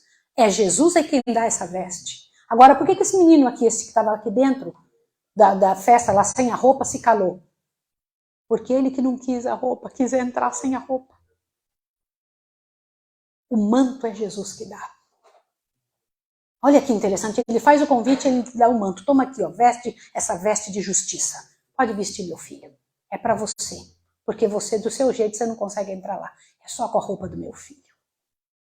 Ai, eu acho isso maravilhoso, gente. Olha aqui, ó. Presta atenção agora. Não, queridos, pode voltar aí. Volta um pouquinho. Olha lá, vamos lá. Então, é isso mesmo. O acampamento, ninguém precisaria ter se perdido. Foi o que Jesus fez em nosso acampamento. Pode passar o próximo? Vamos lá. Que problema Jesus resolveu com sua vida perfeita? Lembra que Satanás tinha acusado o céu? Tá lembrado? Tinha acusado Deus? Que problemas ele resolveu nessas 3 partes do acampamento? Olha lá. Em primeiro lugar, se demonstra que a lei exige perfeição. Jesus Cristo ofereceu à lei aquilo tudo que ela exige. Sim ou não? Sim. Lembra que Satanás falou, ninguém consegue guardar a lei? O que Jesus veio e fez? Pronto. O que ele conseguiu mostrar diante do universo? Não é verdade. Olha o que mais. Jesus demonstrou que é possível guardar a lei como ser humano. Leia essa parte aqui. Quando dependemos do Pai. Olha outro detalhe. Foi tentado em tudo como nós, mas sem pecado. Também demonstrou sua vida perfeita, que Deus não é egoísta. Por que ele demonstrou que Deus não é egoísta? Deus deu o Filho por nós. O diabo nunca imaginaria isso. Nunca. Estava esperando, ó, o Senhor vai ter que fulminar esse planeta. Se o Senhor quiser, se o Senhor fulminar, o Senhor não é misericordioso. Agora, se o Senhor não fulminar, o Senhor não é justiça. Ele falou, mas eu tenho um jeito de fazer justiça. Vou mandar um irmão da raça humana resgatar eles e tomar o pecado deles e viver a vida sem pecado para não precisar morrer e dar a vida dele para os seres humanos. Olha que coisa linda, só Deus para fazer um negócio desse. Olha lá, por quê? Por que Deus não é egoísta? Porque esteve disposto a dar seu próprio filho, o mais precioso que ele tinha. Satanás acusava que Deus só se interessava naquilo que era para ele, mas Deus deu seu filho, demonstrando que não era egoísta. Demonstrou que Deus não quer somente que o sirvam, ele serviu. Qual é a lei do reino? Qual é a lei do novo reino? Nessa terra, o maior é o que é servido. Lá no céu, quem é o maior? O que mais serve. Vocês sabem por que é Jesus? Jesus é quem vai nos servir quando a gente entrar no céu? Todos os anjos do céu vão estar lá, todos os mundos não caídos, aquela mesa imensa, você vai estar sentado e diz que Jesus vai se cingir, vai vir servir. Por que é Jesus que vai vir servir a mesa? Porque no céu, a honra não é de quem é servido, a honra é de quem? No céu, o maior é o que mais serve. Eu acho isso maravilhoso. Também demonstrou que Deus não se esconde, se revela. Deus se revela na pessoa de Jesus. Demonstrou que também Deus não faz acepções de pessoas. Lembra que ele falou, Deus tem preferidos. Deus faz acepção de pessoas. Jesus andava com prostitutas, publicanas, samaritanos, leprosos. Lógico que Deus não tinha favorito. Ele se relacionava com todas as pessoas. Quantas coisas ele respondeu diante do universo só com a vida dele? Vocês estão vendo como a vida de Jesus é importante? Pode passar o próximo. Quando Jesus viveu a sua vida perfeita, Deus estava revelando o seu verdadeiro caráter diante do quê? É o universo que estava vendo, dizendo, Satanás mentiu, não é assim não. O que Satanás falou de Jesus não é isso. Que a lei se pode ser guardada, que Deus não é egoísta, que ele não tem favoritos, que ele é generoso. Durante a sua vida de Jesus, isso foi revelado. E por isso diz que Jesus foi odiado por Satanás, porque ele estava revelando o caráter de quem? Do Pai. Mas a raça humana tinha ainda outro problema que Jesus tinha que resolver. Qual é o outro problema? Não somente não podemos oferecer uma vida perfeita. A gente não pode oferecer uma vida perfeita à lei. Vocês sabem por quê? Se um de nós tentar, eu não vou pecar de jeito nenhum. Não vou pecar de jeito nenhum. Gente, diz que até a nossa melhor oração já é pecado. Você quer ouvir uma coisa? Diz que as nossas justiças são trapos de quê? Não diz que as nossas coisas ruins são ruins, isso já é ruim. Mas diz que a nossa justiça é o quê? Olha, então vamos ler de novo aqui. Mas a raça humana tinha outro problema. Qual era? Não somente não podemos oferecer uma vida perfeita à lei, e por isso necessitamos do manto de Jesus. Mas tem um outro problema. Era a dívida que nós tínhamos. Eita! Nós tínhamos uma dívida. Como é que vamos pagar a dívida? Por isso que não é só a vida de Jesus que funciona. Qual era a dívida? Pode passar. Qual era a dívida? O segundo problema é o ponto que Ellen diz. Se você não me oferece o que eu estou pedindo, você tem que morrer. Era um duplo problema. Quem peca, morre. Mesmo que Jesus tivesse vivido uma vida perfeita, ele ainda tinha algo para resolver. Ele tinha que pagar o preço do nosso pecado. Qual era o preço do nosso pecado? A morte. Por isso que não é só a vida de Jesus, ele tinha que morrer mesmo.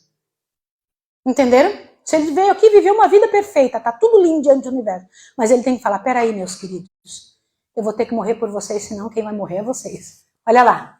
Se não oferecemos a lei perfeição, que ela exige, ela diz que nós temos que morrer. Jesus resolveu esse problema.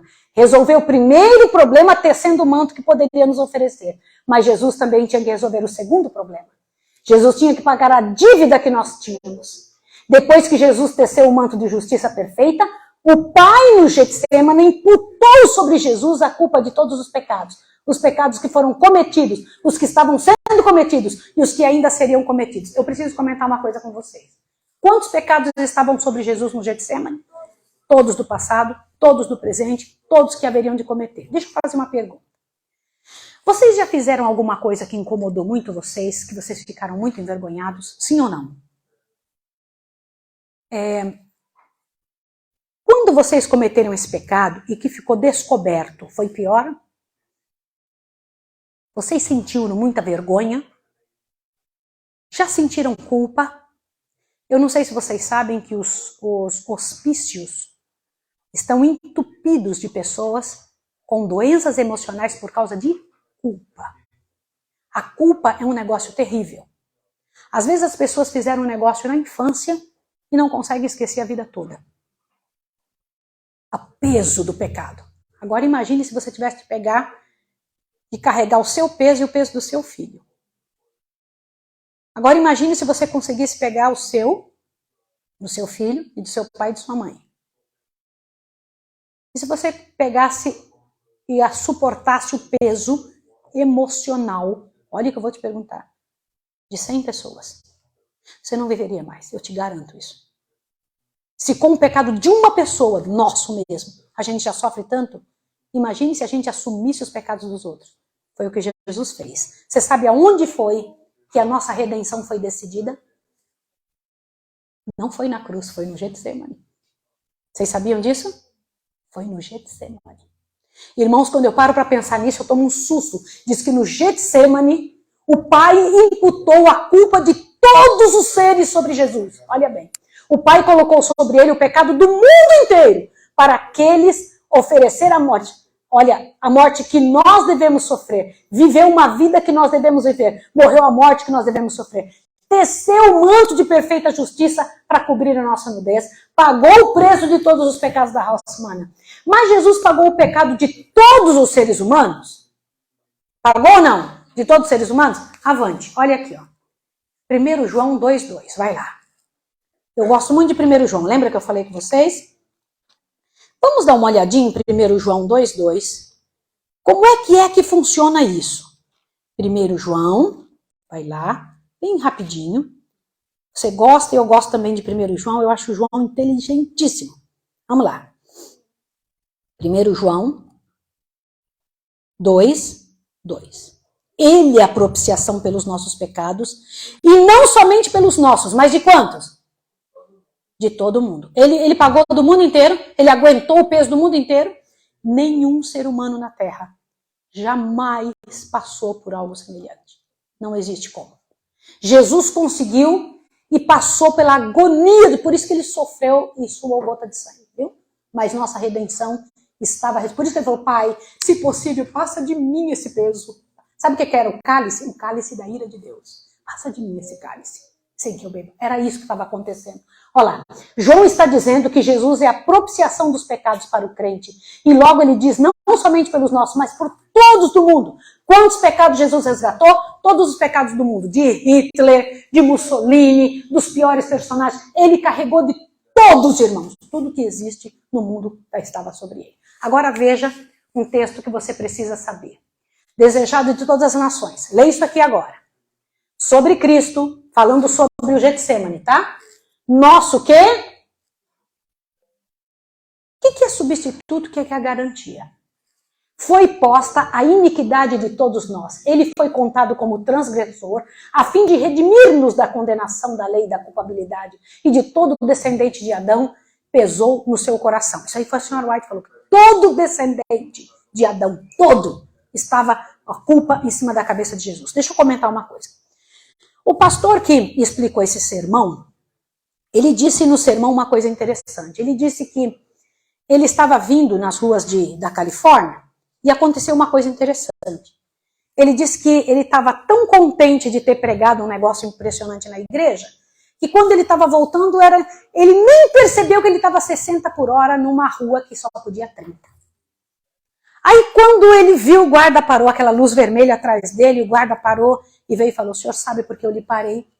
Ele disse, porque eu estava mais, em velocidade a mais. Ele falou, é? E ele falou, me dá aí a sua, né, drive license. Ainda disse assim, qual é a sua profissão? Ele disse, pastor.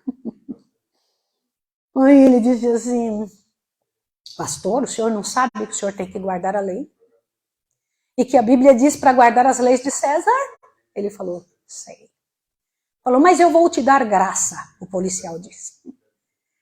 O senhor pode ir embora porque eu não vou lhe multar. O pastor saiu feliz da vida. Você também teria ficado feliz? Mas depois o pastor ficou meio chateado. Sabe por quê? Ele disse, aquele policial não podia ter feito isso, porque ele representa a lei. A lei não pode salvar. A única coisa que esse policial podia ter feito, se quisesse dar graça, era o seguinte, ó, eu vou ter que te multar, mas eu vou lá no posto e vou pagar no seu lugar. Seria correto? Sim ou não? Aí seria correto. Era o único jeito que seria correto. Quem foi que fez isso por nós?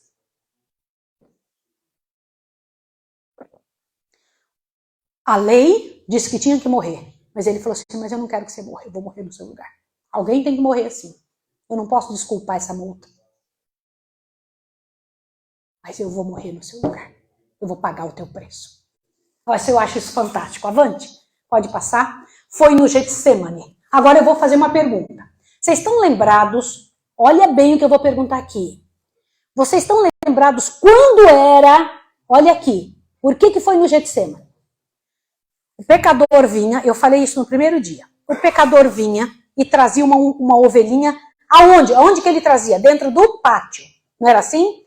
Quando ele trazia a ovelhinha, o sacerdote vinha de lá e chegava na frente dele e dizia assim, pois não, ele falava, eu pequei. E ele tinha que colocar a mão na cabeça da ovelha. Gente, presta bastante atenção para vocês entenderem agora. O pecador tinha que colocar a mão na cabeça da ovelha e dizer, eu menti ou eu roubei. Ele tinha que contar, confessar o pecado, não tinha? E aí o sacerdote perguntava, aonde está o seu pecado agora? Ele dizia que estava onde? Na ovelha. Peraí. Quando ele confessava o pecado, a ovelha estava viva ou estava morta? Entendeu? Agora eu vi seu rostinho fazer assim. Aonde foi que o nosso pecado foi passado para Jesus? Quando ele estava vivo. Em que lugar? No Getsemane. Olha que tremendo. Aí então é que o cordeiro morria. Depois que já tinha passado o pecado. Todos os detalhes da vida de Jesus foram perfeitamente estabelecidos. E eu acho isso tremendo. Fantástico, fabuloso. Foi no Getsemane, mas logo ele tinha que cumprir o que havia decidido. No Getsemane ele recebeu toda a culpa do planeta. Mas aí ele tinha, agora eu preciso lá terminar o que eu comecei. Aí ele foi. Imaginem vocês a agonia de Jesus. Hoje a gente se preocupa e se deprime por nossos próprios pecados, mas imagine sendo a culpa que Jesus tinha. Agora imagine Jesus, o senso de culpa que carregou Jesus. O senso de culpa de todo o universo. O pecado de toda a humanidade. A senhora White diz que Jesus poderia ter morrido no Getsemane se o anjo não tivesse vindo ajudá-lo. Sabia? Diz que Jesus estava para morrer no Getsemane, tanta angústia que ele estava passando. E pensar que todo o pecado que eu já cometi estava lá, em cima de Jesus, né? Jesus não morreu por causa das feridas, gente, naquele dia. Ele não morreu por causa das feridas. Por que Jesus morreu? Jesus morreu por causa da angústia de carregar os nossos pecados. Ele não diz, o coração de Jesus explode de tanta angústia. Olha só, lembremos-nos disso da próxima vez que fomos tentados a pecar. Lembremos que o que vamos fazer causou essa experiência em Jesus. Avante. Agora, para terminar, eu preciso mostrar uma coisa para vocês. O peso da cruz, a agonia da cruz, o peso dos nossos pecados. Irmãos, Isaías 56 fala muito disso. Abre lá em Isaías 56, corre lá. Pega Isaías 56 para você ver um detalhe interessante. Todo mundo com Isaías. É uma linguagem muito clara do que Jesus gostaria que nós soubéssemos, que nós entendêssemos. Vai lá. É uma das passagens mais extraordinárias da palavra de Deus. Vai lá.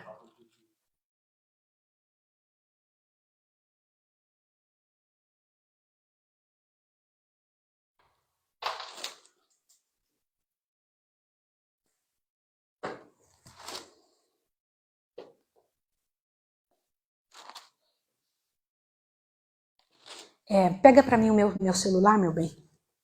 Não é Isaías 56. 53. Vamos lá, Isaías 53. Corre lá para mim, por favor. Olha só que tremendo. Quando o Senhor Deus, em sua beleza, diz o seguinte, verso 3 e 4. Era desprezado o mais indigno entre os homens, homem de dores, experimentado no sofrimento, como um de quem os homens escondiam o rosto, é desprezado, não fizemos caso dele algum. Verdadeiramente, ele tomou sobre si as nossas enfermidades, as nossas dores levou sobre si. Contudo, nós o considerávamos como aflito, ferido de Deus, oprimido. Mas ele foi ferido pelo quê, irmãos? O que diz 5? Pelas nossas transgressões, moído pelas nossas iniquidades. O castigo que nos traz a paz estava sobre ele, e pelas suas pisaduras fomos sarados. Gente, essa é a clareza que Deus concede, olha. Isso é extraordinário. Em nosso acampamento, presta atenção agora. Jesus viveu uma vida perfeita. Logo se foi ao altar de sacrifício e ofereceu sua morte perfeita, que nós deveríamos morrer.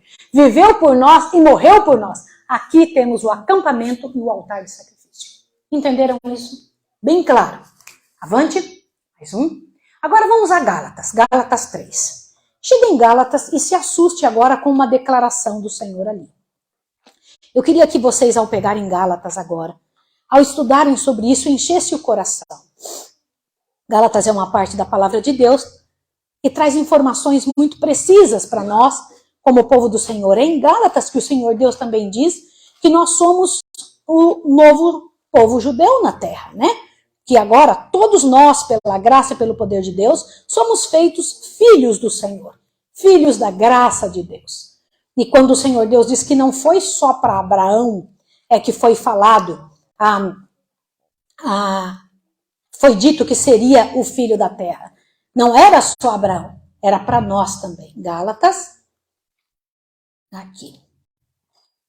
Capítulo 3, verso 13. Diz assim: Cristo nos resgatou da maldição da lei, fazendo-se maldição por nós, pois está escrito: maldito todo aquele que foi pendurado no madeiro. Olhe para cá agora. Deixa eu comentar um detalhe com você. Algumas pessoas dizem que Jesus nos resgatou da obediência da lei ao lerem esse verso. Eu preciso explicar uma coisa. Aí diz, Jesus nos resgatou da maldição da lei. Deixa eu perguntar uma coisa para vocês. Quando vocês vão no médico, e o médico diz assim, digamos que vocês possam ir lá e o médico dizer, olha, você está com câncer. Você vai lá e dá um tiro no médico? Por que não? Que culpa ele tem? Ele só estava ali para nos dizer qual era o problema. Sim ou não? Quando você vem andando e passa um semáforo, e você no semáforo passou no vermelho e é multado, você volta e dá um tiro no semáforo? Por que não? Porque quem é o culpado de ter passado assim? O problema está conosco, não está em quem nos avisou que está errado. A lei só nos avisa que tem alguma coisa errada. A lei não é ruim, a lei é santa, justa e boa. E qual é a maldição da lei? Cristo nos redimiu da maldição da lei. Sabe o que alguns dizem? Que a lei é má, porque nos amaldiçoa. Mas o problema não está na lei, o problema está em quem? Por isso que eu disse, imagine se você for ao médico e ele me diz que eu estou com câncer, eu mato o médico. O problema do médico não é. Ele se fez maldição. Olha bem isso aqui. Jesus tomou a nossa maldição sobre ele mesmo, nos redimiu e tomou a maldição sobre si mesmo. Aquilo que a lei dizia, se você pecar, você morre, ele toma essa maldição para nós. Avante. Outro detalhe importante. Olha bem o que a senhora White fala aqui.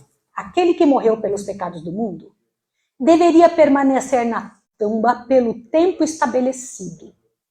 Estava como prisioneiro da justiça divina. O que é isso? Peraí, mas a Bíblia não diz que Jesus saiu da tumba porque ele tinha poder para sair? O que você acabou de ouvir aqui? O que você acabou de ouvir? Leio de novo. Vamos ler outra vez. Aquele que morreu pelos pecados do mundo, Jesus, deveria permanecer na tumba pelo tempo estabelecido. Estava como prisioneiro do quê? Na prisão pedregosa. Qual era a prisão pedregosa? Olha bem. E era responsável diante do juiz do universo. Quem é o juiz do universo? Ele era responsável diante do juiz do universo. Continua. Estava levando sobre si os pecados do mundo.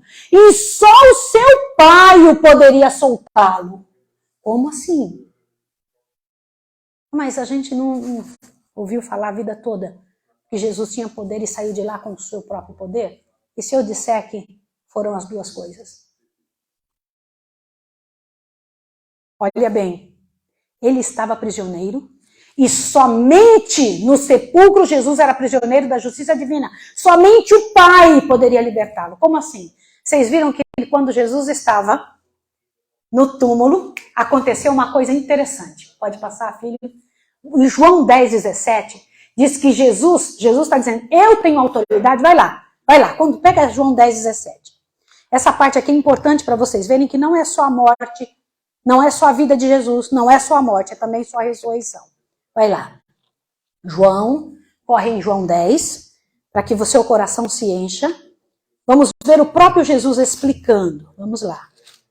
João 10, quando você achar, verso 17 diz assim: por isso, Pai, me ama, porque dou a minha vida para tornar a tomá-la. Continua lendo agora. Ninguém a tira de mim, mas eu a espontaneamente dou. E tenho autoridade para dá-la, e autoridade para tomá-la. E este mandamento eu recebi de quem? Peraí, olhe para cá. Ele só podia fazer alguma coisa se fosse o Pai que dissesse. Até nisso, ele tinha poder para ressuscitar-se, sim ou não? Mas ele disse o quê? Não vou fazer até o Pai me mandar. Até na sua ressurreição, ele foi perfeito. Por quê? Olha bem, esse mandamento de dar minha vida e voltar a tomar, eu recebi de quem? O mandamento veio do Pai. E a senhora White fala vividamente sobre a ressurreição de Cristo. Aí como é que foi? Olha isso aqui. Lembra-te que Jesus disse, em suas mãos eu entrego o meu espírito? Lembra disso? O que ele quer dizer? Eu não vou sair daqui se o senhor me der de volta. Eu estou dando para o senhor, que o senhor vai me devolver. Eu não estou entregando em qualquer canto, estou entregando nas tuas mãos, Senhor. Nas tuas mãos eu entrego mesmo. Isso é poderoso demais. Olha lá. Para eu sair com a vida que está em mim, só o Senhor disser. Que vida perfeita de obediência. E na manhã do terceiro dia, vem 2 anjos do céu. Um anjo rolou a pedra, outro fica na frente do sepulcro. E com uma voz que rasga as pedras, fez tremer o solo e diz, Jesus, teu Pai te chama. Jesus não teria saído se não houvesse a ordem do céu. Olha que coisa linda. E quando ele saiu, ele disse, eu sou a ressurreição e a vida. Eu tenho poder para sair. Não é tremendo isso, gente? Não é fantástico? Isso enche meu coração. Continua. Agora eu quero perguntar, o que é mais importante? Sua vida? Sua morte? Ou sua ressurreição? O que é mais importante? Olha lá. Gente, estão entendendo a importância disso? O plano da salvação é um processo, não é um evento. É um processo. Existem várias partes que Jesus tinha que cumprir para que a gente estivesse livre. Todas as igrejas falam da cruz, mas há muito mais que isso. A cruz é o altar de sacrifício. A cruz é o quê? O altar de sacrifício. Avante. A vida que ele viveu é o acampamento. Olha, a pia é a ressurreição. Um salvador morto pode salvar, gente. Se Jesus tivesse morrido e não tivesse ressuscitado, ia adiantar alguma coisa para mim ou para você? Então a ressurreição é importante. Sim ou não? Sim. E se ele tivesse tomado a decisão sozinho de sair do túmulo, Satanás ia cobrar. Sim ou não? Ele disse, não vou. Eu vou ficar esperando o Senhor. Muito lindo. Jesus tinha que nos ressuscitar para nos salvar. Ele tinha que ressuscitar e entrar no lugar santo para cumprir a sua função. Só que, vou dizer uma coisa. Essas 3 partes não é suficiente. Até esta parte, nós somos, sabe o quê? Evangélicos. Eu morri na cruz, então está tudo pronto. Você pode fazer o que você quiser. Por isso que agora Jesus tem que entrar no lugar santo. Jesus precisa entrar no lugar santo. Jesus não só perdoou os pecados na cruz. Gente, agora essa parte aqui eu quero que você tenha muita cabeça para ver. Jesus não só perdoou os pecados na cruz. Jesus fez a provisão para perdoar os pecados na cruz. Porque ele convenceu, ele pode entrar agora diante de Deus e dizer, só porque ele venceu, ele pode entrar diante de Deus e falar, eu venho representar aqueles que eu salvei. Sim ou não? Sem isso ele não podia fazer isso. Não tinha o direito de fazer isso diante de Deus. Vou fazer uma pergunta. Vocês se lembram do corpo de Moisés? E eu preciso comentar isso, eu nem sei se aqui eu vou ter esse material. Vamos ao contrário. Eu pergunto, há condição para receber o perdão? Vocês acham que existem condições para receber o perdão? Sim ou não? Então não é só a morte de Jesus. Tem condição. Qual é a condição? Tem que se arrepender? Tem que confessar pecados? E aonde isso acontece?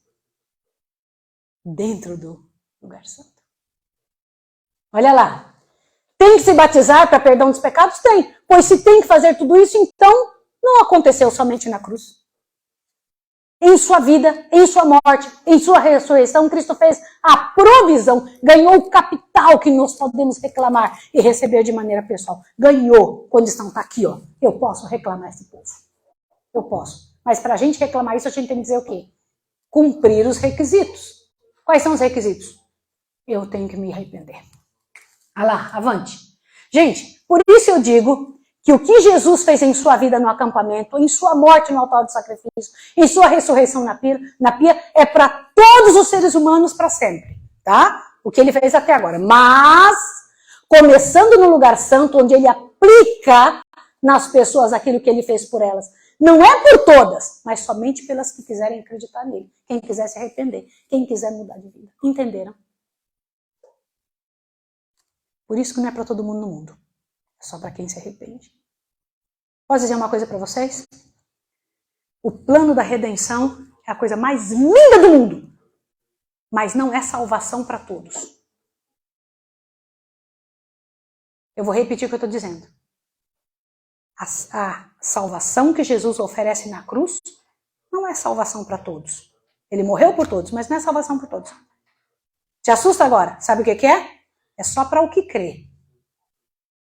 Para o resto é uma sentença de morte. É uma condenação. Eu morri por você e você não deu valor. Eu morri, eu fiz tudo por você e você nem ligou. Você viveu a sua vida. Olha lá. Então continua, pode passar o próximo. Vamos estudar sobre o lugar santo.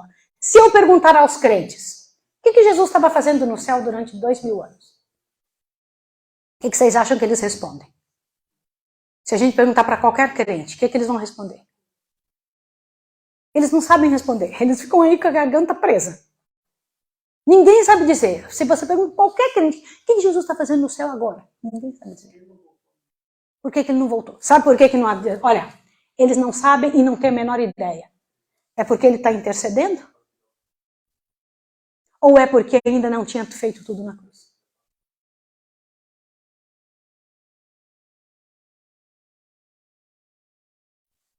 Em que sentido ele completa a salvação como Deus? Em que sentido ele termina a salvação como homem?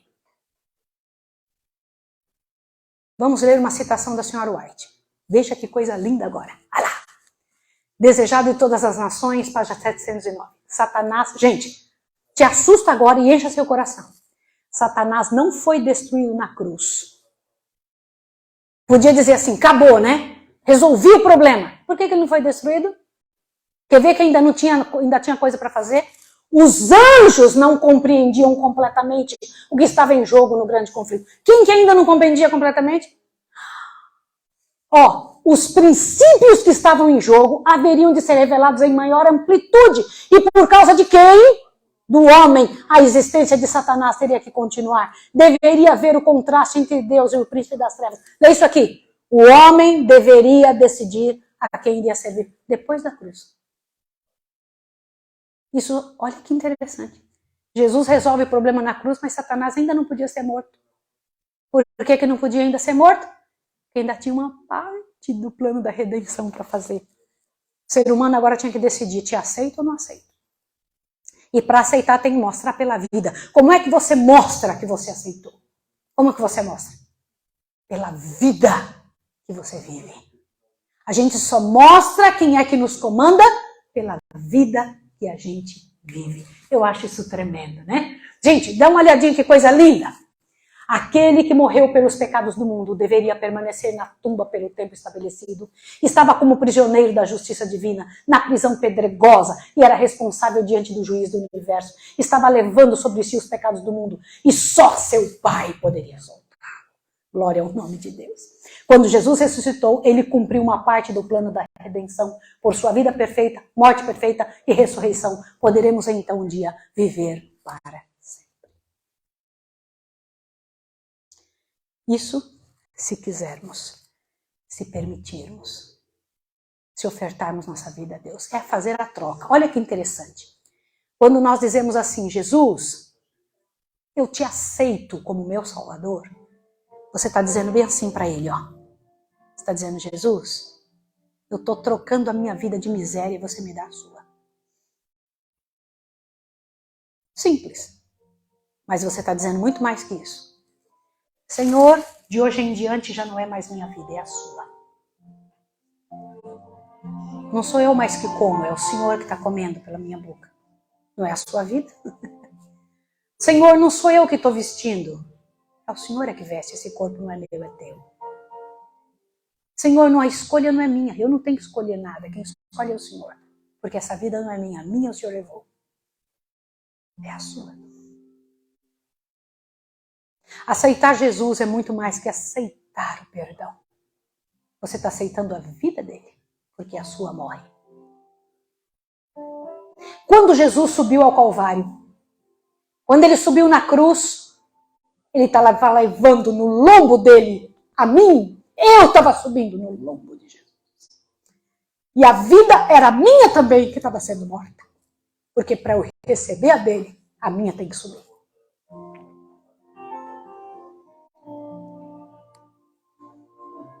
Não existe cristão que, entendendo isso, permaneça do mesmo jeito. Tem que haver uma mudança. O sacrifício perfeito foi feito, não é o nosso. Mas ai de nós, se não entregar tudo. O nosso tudo. Ele quer tudo. Senão não vai funcionar. Eu vou cantar de novo pedindo um milagre. Um milagre em mim, Senhor. Um milagre na minha vida. E quando eu estiver cantando, eu queria que você cantasse junto. Só que hoje eu queria que você se levantasse diante desse Jesus e dissesse para ele, Senhor, faz o teu milagre em mim. Ele é especialista em pegar a vida destruída, estraçalhada, acabada e transformar num poder. Ele ganhou esse direito diante do universo. Ele ganhou o direito de nos resgatar. Ele ganhou o direito de resolver o nosso problema. E ele pode resolver o seu. Se você quiser, é com você agora. Pela graça e pelo poder de Jesus. Encha seu coração ao cantar. Que todo o céu, o anjo toma o tom da nossa voz e canta junto para a glória do nome de Jesus. O diabo acusou nosso Deus, mas Jesus já respondeu uma boa parte, não é? Falta ainda algumas respostas. Nós veremos amanhã, depois. Até sábado nós vamos ver todos os argumentos respondidos para a glória de Deus. Vamos cantar. Pai, aqui se encontra um filho teu, que já viu milagres e os viveu. A verdade é que eu te conheço muito mais do que mereço. Mas, Pai, tu sabes bem meu coração. Nem sempre é fácil entender teu não. E apesar de estar dolorido, o remédio é teu abrigo. Não entendo os teus caminhos, mas confio. Tua vontade é sempre boa e eu aceito. Mas coloca no lugar o que está fora e renova minha fé. Preciso de um milagre em mim. Por favor, renova aquilo que de bom tu colocaste em mim. Eu sei quem tu és e mais que eu tu sabes muito bem o que eu sou. Eu sou fraca, imperfeita, ilimitada e preciso do Senhor. Preciso de ti. preciso de ti. Renova-me, renova-me, preciso de ti, preciso de ti. Renova-me, renova-me.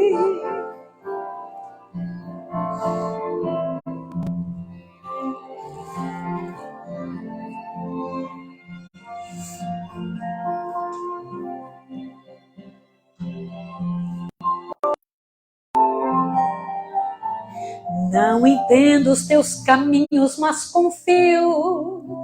Tua vontade é sempre boa e eu aceito. Mas coloca no lugar o que está fora e renova minha fé. Preciso de um milagre aonde, gente? Em mim. Por favor, renova aquilo que de bom tu colocaste em mim. Eu sei quem tu és e mais que eu, tu sabes muito bem o que eu sou. Eu sou fraco, imperfeito, ilimitado e preciso do Senhor. Tu és a força que eu preciso para ser quem tu me confiou. Pois eu sei que sendo menos do que nada, tu de mim se agradou. Renova o que se perdeu. Eu quero ser um servo teu. Eu sei quem tu és, por isso eu creio e peço um milagre em mim. Preciso de ti, preciso de ti. Renova-me, renova-me, preciso de ti, preciso de ti. Renova-me, renova-me.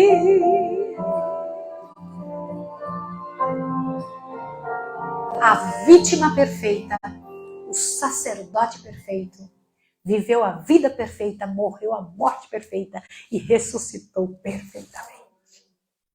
Por isso podemos ressuscitar, pela graça e poder de Deus. Jesus ganhou o direito de nos levar para Ele. Vamos ajoelhar e agradecer a Deus. Vamos lá.